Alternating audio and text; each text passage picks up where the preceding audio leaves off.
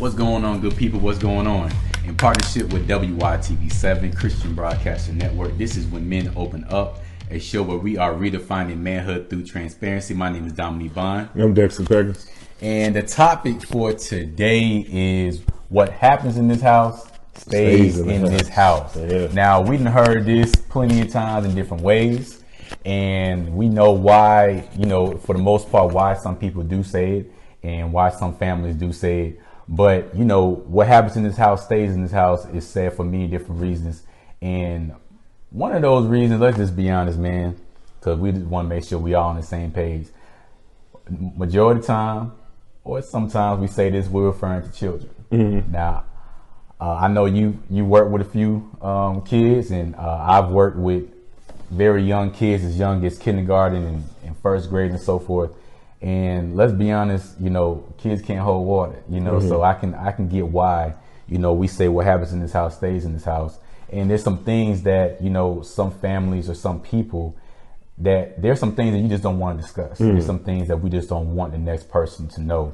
But on the flip side, we had some conversations and, that can mean something else. Mm-hmm. That can sometimes be a problematic statement in some cases. But, let's dive deeper into, what stays in this house. Yeah. What happens in this house stays in this house. Well, I mean, you brought up a good point because, first thing first, we don't want our children telling them the passcode to the house. I have to get on my kids about that all the time. It's not everybody's business for other people to know how much money you make. So, of course, you want to secure those things. You want to safeguard those things. But I think what this really boils down to is a lot of traumatic events happen in what's supposed to be a safe space. Your home is supposed to be a safe space. And I think the whole what happens in the house stays in the house has become kind of a buffer to keep people from looking for the help that they need under the pretense of, well, it'll just resolve itself in the house. Right. And we got to get to the point where the overall well-being of the individual can't be covered because there's a shame associated mm-hmm. with, this hidden secret becoming publicized, And I really think that at the root of this statement, what it really is a sense of shame. And the shame projects itself as fear of, if this gets out, it's going to, exactly. We're going to be perceived negatively, right? And so at the expense of the person who was traumatized, we have to ensure that this secret is not leaving the house. Most definitely. I do think the home should, at all places, the home should be a safe place. Yeah. And I think especially when we're talking about kids and even, adults' mindset as well, I think we all need someone to go to outside of the home. Yeah. But someone that we can trust, someone exactly. who's positive, not exactly. just anybody. I do think we need to identify, especially for kids, identify who are those people that mm-hmm. they can go to, to speak about certain things. Because let's just be honest, we're not prepared mm-hmm. to speak on everything. We're probably not the best ones mm-hmm. to talk to about everything, sure. But at the same time, they need somebody, maybe a teacher, maybe if you go to church, someone in the church, identifying those uncles, those aunts, those cousins and so forth. And they do need those people. I've worked with a lot of clients, especially when I had to do a lot of home visits with the elderly. And, they're very big on that, with that mindset, they're very particular, and they have every right to be, but they're very particular about what information they put out. If they don't have to put out certain information or certain private information about themselves, they don't want to do it. Exactly. You get what I'm saying? So many of them, because of their mindset and because they don't want to share certain things, many of them will turn down certain programs that will help them out in certain areas that they need. Because I don't want to do this because I'm giving out too much of my information. I ain't got time to be doing this. And that speaks to, I bring it up because that speaks to the strong mindset that they have, no matter if it will help them out. You know, I'm just don't want to share this because I don't want you all in my business. You know, I think that's a big thing with what happens in this house stays in this house. I don't want everybody in my business, you know, but because we don't want to speak on those things, you know, in some areas it can really affect us. Well, you know, I think it's interesting that you brought up the elderly because, you know, that's, you know, the other side of the spectrum. Most definitely. You know, and you brought the subject in talking about children. And so if you think about it, you know, this belief and this thought process is often introduced as a child. You know, this type of secrecy, you know, this within the confines of the home. And so, you know, let's hit on several different things. The first thing is that because I know people who have experienced some pretty horrific things at the house. You get what I'm saying? And a lot of the people who have enacted these horrific things have labels such as, you know, dad, mom, uncle, brother, cousin, you know what I'm saying? And so if you can't trust the people in your family, and if you're telling them that it has to stay in the house, what it now does is it casts this shadow of doubt as far as your ability to trust anybody. And so it's hard to say, hey, you know, let's go seek the outside help if you've come up in an environment that has deterred you from seeking help. If your first line of defense is the one who's turned against you and who's violated your trust, it will always be hard to be trustworthy of other people. And so in a lot of cases, what you have is adults who have grew up in that environment where it's like, hey, this is my business. I've been taught not to share these things with you. And once again, I'm a pretty guarded person, you know what I'm saying? So, you know, I don't go out there just broadcasting things, but I'm guarded because, you know, I understand the necessity to hold some things close, to keep some things secure. What I'm talking about today is the necessity of people being afraid, you know, the necessity of people being able to talk, but they're afraid to talk because they don't know how to. And I think in a lot of cases, that's what happens. People don't know how to have these conversations, you know, because of things that they've encountered throughout years. And, you know, and I'll be very transparent. I know people who have been molested by family members. I know people who experience drug addiction in the house, who've experienced domestic violence. And they were always told that you can't tell this to anybody because if you say something, this family dynamic is going to break up. And so what they were asked to sacrifice was their own well-being for the quote unquote greater good of the family. And that became a learned behavior that ultimately followed them into adulthood. And now they're starting to mirror that in their own families now, you know. Not only are they mirroring that in their own families because they never knew how to seek out that help, they're starting to self-medicate. You know, they have, you know, violence and rage issues, and it's all attributed to the fact that they never got that outlet, that healthy outlet when they were young. Right, most definitely. If you all are tuning in, please share the broadcast. You know, it's something that you hit on, you know, when there's a lot of abuse, molestation, and so forth that's happening within the family. And oftentimes we'll hear stories all the time that they were told that, you know, you can't share this, you can't share this, and so forth. And part of that is the fear that, you know what, if you do share this, this is going to break up the family. And I do think this is a large contributing factor, not the only factor, but a large contributing factor to why people avoid seeking help. You know, one of the biggest reasons why people don't want to seek help about certain things because I just don't want everybody in my business. That's something that you hear on a regular basis, and it's pretty unfortunate that, you know, I have a family member who was molested at a young age, and she would tell a particular family member what happened and what was going on. and she didn't respond to it the way somebody should. Yeah. And because she didn't pay any mind, she didn't pay any attention, it continued to happen. You get what I'm saying? And that traumatized her in so many different ways. And she responded, you know, as with alcohol. You know, she was alcoholic. And every time she would get around, she would get drunk and so forth. I remember being young, I didn't understand why she was doing that. Yeah. You know, I just knew that every time there was alcohol around, we had to monitor her. Wow. You get what I'm saying? That's the way I seen everybody respond to that. You get what I'm saying? But sometimes when she was around and she was at the table, she would just start crying. You get what I'm saying? I do. And it was as if the person, the other family member that was there, she just acted as if nothing has happened. So she always acted as if nothing happened. Yeah. You get what I'm saying? So it was like you left me hanging, and not just left me hanging, but you left me vulnerable. You know what I'm saying?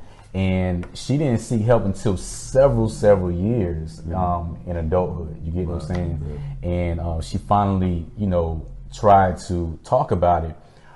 But here's the kicker. It was the way all the other family members reacted to it. No, don't talk about it. No, we're trying to have a good time. Don't speak about it.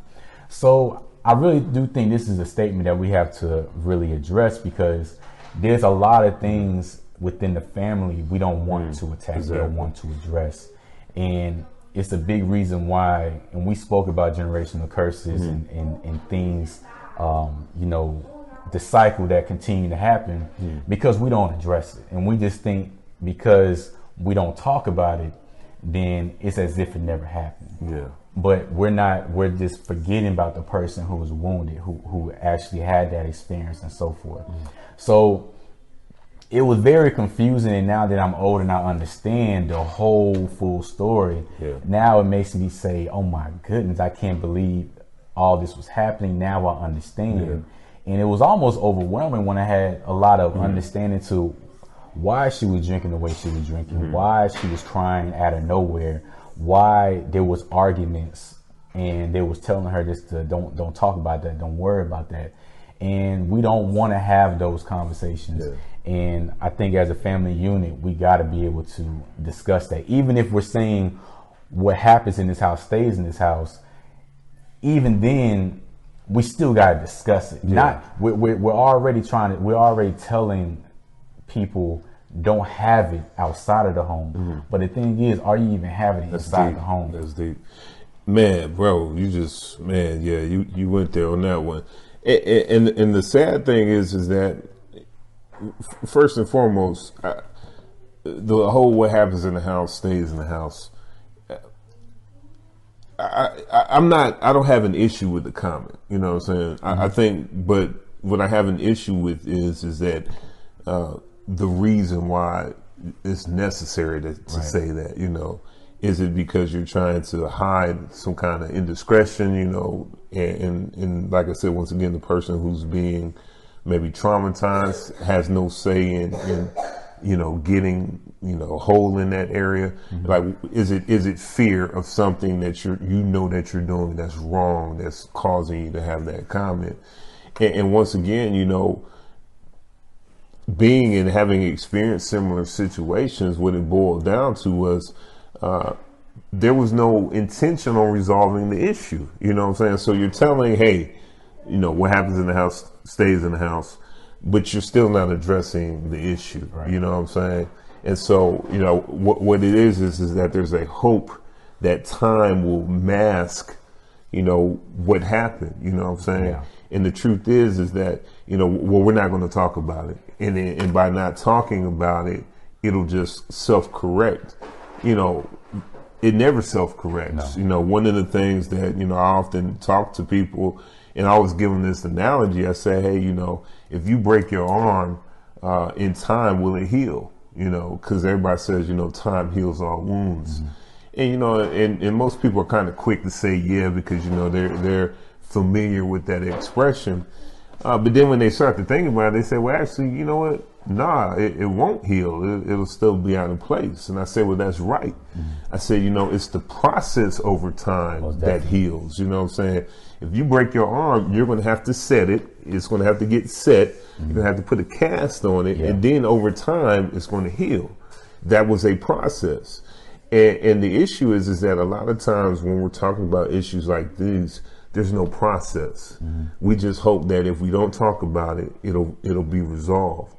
And because, you know, we're not giving attention to it, what we have is we have people who are hurt and they're manifesting their hurt and nobody seems to know why they're acting out. You know what I'm saying? Now they're an adult and, you know, now you're embarrassing me by your actions. But what you failed to realize was where was the protection where the offense took place. And even if you couldn't protect them in the instance, where was the resolution when you became aware of the issue? You know what I'm saying? Like, no, I couldn't protect you when you got traumatized, but now that I'm aware of it, let's get this fixed. You know what I'm saying? What was the fix? You know what I'm saying? Yeah. Because even in the fix, that could have began the process of healing. But a lot of what we have is we have people who don't have that process. And all we have is years of being reminded of what happened to them. And now here they are as an adult trying their best to reconcile it, but they don't have anything to really say, hey, look, this person was there for me. You know, they don't have any of that. And so they're doing the best they can to make life as they know it work. Yeah. And I'm glad you went over the statement. We're not necessarily saying the whole statement is wrong, but it is a blanket statement for a lot of things. And I think that's the issue with how we're using it. I do hate time heals all wounds. I think that is a bad statement. I think sometimes it's a lazy statement. Yeah. And what's that?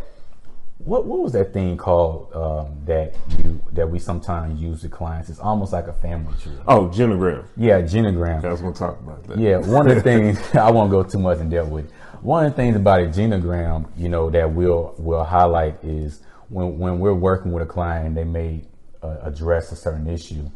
One of the things that a genogram would highlight is that the issue didn't start with you. Yeah, you get what I'm saying? And I think.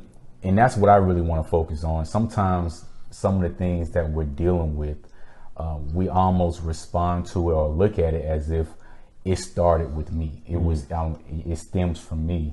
But the idea is to really keep in mind that in many cases it didn't start with you. So with knowing that should even highlight even more why it's so important for us to stop and really have this conversation with our family members, with our kids and so forth. You know, even being transparent with your kids and saying, not even assuming that they're going to have this problem, but look, I dealt with X, Y, and Z. This is what happened to me. And because that's very important for them to know, because there's a good chance, I mean, they came from you. There's a good chance they may be dealing with it as well. But with the process, we're not talking about the process as if it's easy. It's not simple.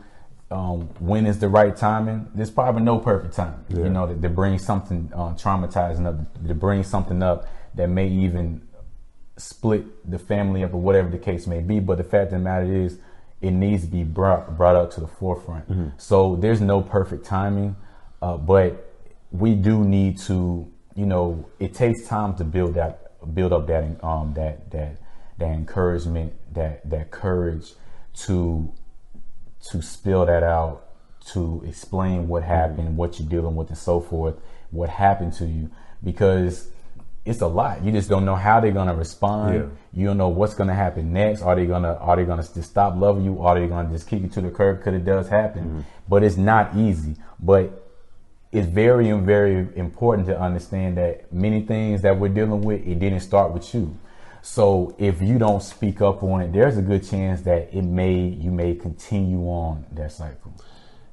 Man, you know, when I was preparing for this, you know, for my talking points, and you know, you already referenced the genogram. You know, one of the things I talk about quite often is, you know, biblically, you know, there's examples of how successive generations are worse than predecessors, what we know to be generational curses. And, a lot of what we learn is inherent, you know what I'm saying? And if you have an inherent wrong example, and if it's not corrected, now it becomes your norm. Yeah. And now your norm becomes the next generation's norm. And so if you came up in an environment where you saw abuse and it was never handled correctly, then it becomes your reality. And so there's a greater likelihood that abuse will be commonplace when you start to have your own family. And that's the significance, I believe, of what we've been talking about, particularly lately, a lot of the subject matters that we've been talking about is that, there's a tendency to not address these issues as they come up. And once again, your home is supposed to be the safe place, you know what I'm saying? And if you're being traumatized in your safe place, you know what I'm saying? Imagine what that does to your psyche. You get what I'm saying? Like the place that's supposed to be your refuge, if that becomes your hell, then, you're being set up for failure when you go on the outside world. Yeah. And then if you got to come back home to this hell, and the people who are there are telling you don't say anything about this, then, or it's going, pretty much in your mind, it's going to be worse. You're led to feel like it's going to be worse for you if you talk about it. Mm-hmm. So by not talking about it, hopefully things will get better. They'll ease, and I'll just have to work it out for myself. Yeah. But imagine a young person. What does your process look like a young person when you don't even have the tools and the resources to really heal? You get what I'm saying? And it's just it's difficult to imagine, but this is the reality for a lot of people. And once again, I want to be pretty balanced about presenting this. When people in your household talk about it, even if you're not equipped to handle it, you still have a responsibility to do something with what you're hearing. Mm-hmm. And I think a lot of times we take this approach where we choose to be naive. You know what I'm saying?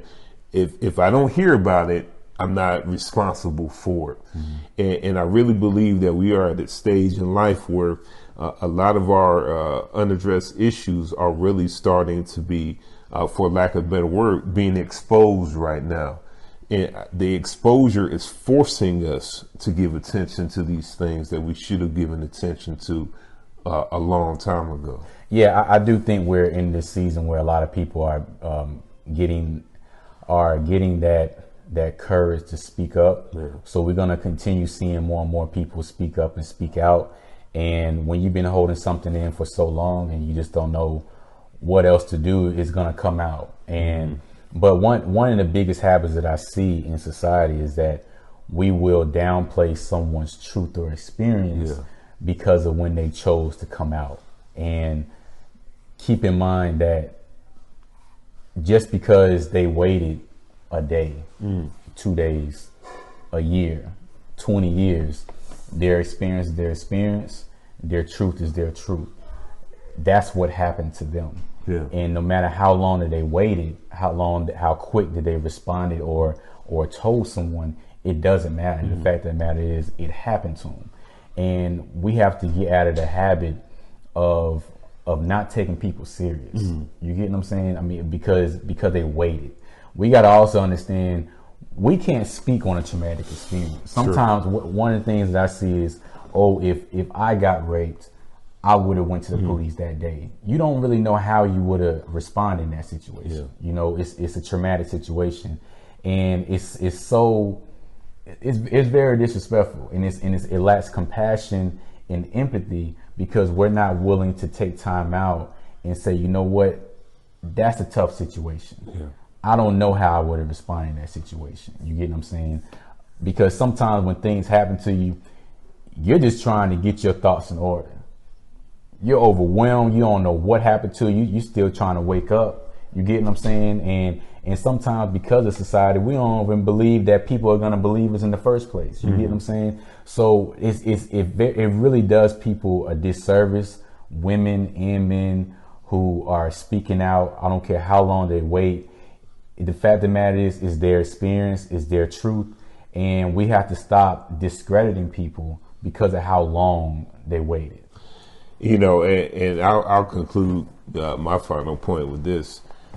We have to stop devaluing and minimizing the people who share, once again, you know, these experiences, these events that happen to them for the sake of protecting someone who shouldn't have caused the act anyway. Right. You know, a lot of times, you know, you're more conscious of protecting the victimizer than you are for standing up for the person who's been victimized, you know. And the reality is that, once again, a lot of this stuff could have been minimized if it was addressed head on when it happened, you know what I'm saying?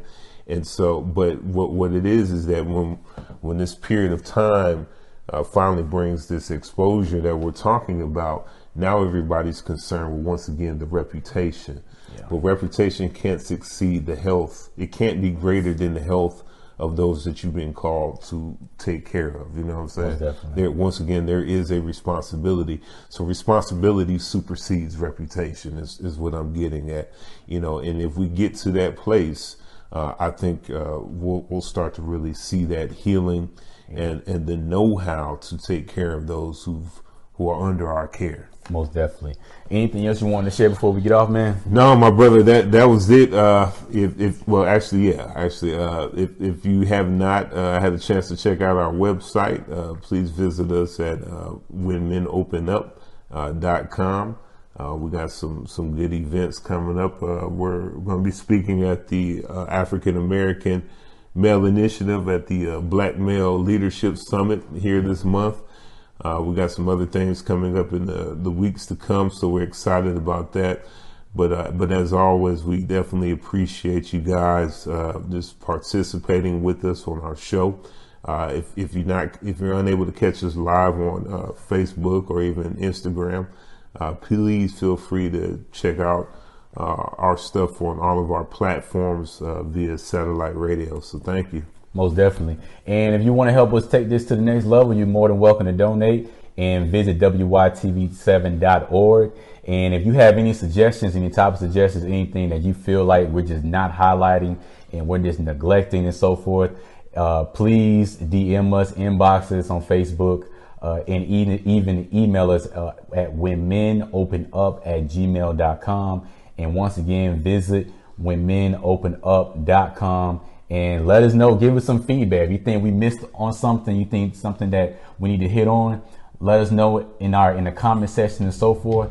But in partnership with WYTV7 Christian Broadcaster Network, this is When Men Open Up, a show where we are redefining manhood through transparency. My name is Dominique Bond. I'm Dexter Peckers. And we are out. See you next week. Thank you.